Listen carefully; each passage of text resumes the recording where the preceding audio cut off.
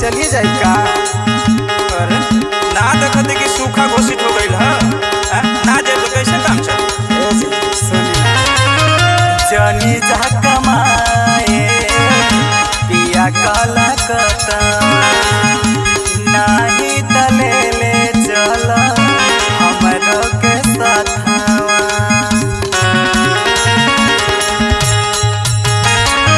जनी जा कमाए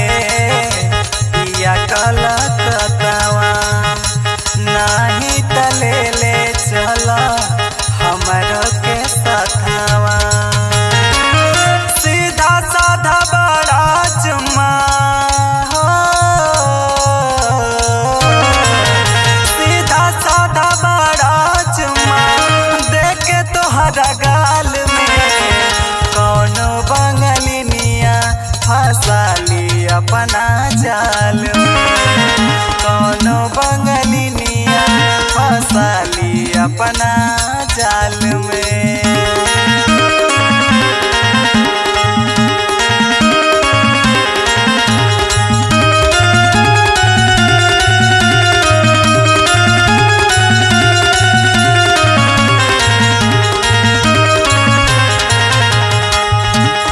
कैसे जिया तो के बोलो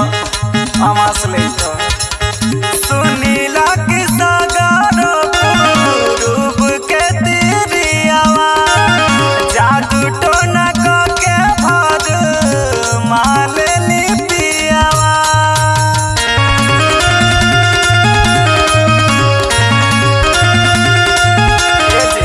सुनीला के सागरो रूप के तेरी आवाज जादू टोना को के भर महाले पियावा जादू टोना को के भर महाले पियावा सास कहेली सब तीन सगरो सास कहेली सब तीन सगरो बसली बंगाल में कौनो बंगलिनिया फंसाली अपना जाल में कौनो बंगलिनिया फंसाली अपना जाल में।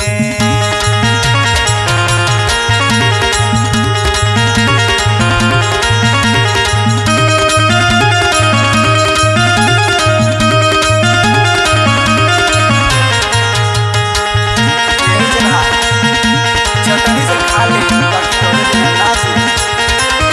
तोहरो के दिहे पिया सुगाना बनाई घर ही तू रह संजय चाही ना कमाई कुछ मत दिया जैसे रहा वैसे रहा तोहरो के दिहे अन्नू सुगाना बनाई घर ही तू रह संजय चाही ना कमाई घर ही तू रह संजय चाही ना कमाई खाके निमक रोटी संजीव खाके निमक रोटी संजीव जिले बुहर हाल में कौनो बंगलिनिया फंसाली अपना जाल में कौनो बंगलिनिया फंसाली अपने